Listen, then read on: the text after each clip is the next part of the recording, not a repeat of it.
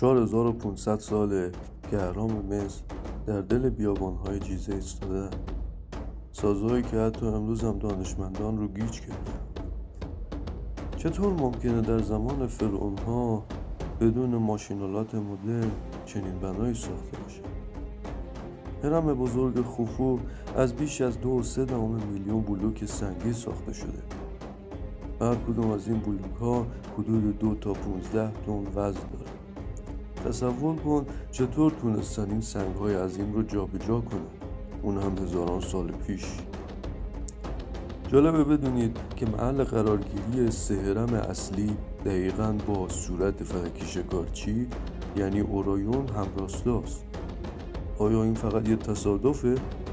یا مصری‌های باستان واقعاً دانش نجومی پیشرفته‌ای داشته؟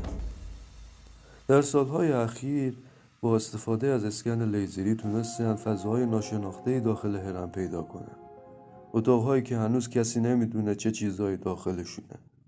گنج، تابوت‌های مخفی یا چیزهایی فراتر از تصور.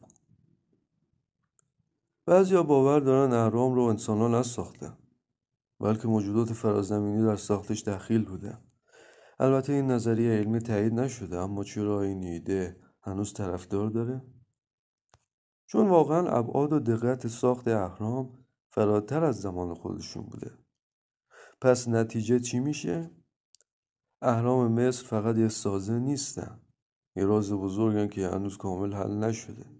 شاید روزی پاسخ همه پرسش‌ها رو پیدا کنیم، اما فعلا فقط میتونیم شگفت زده نگاهشون کنیم.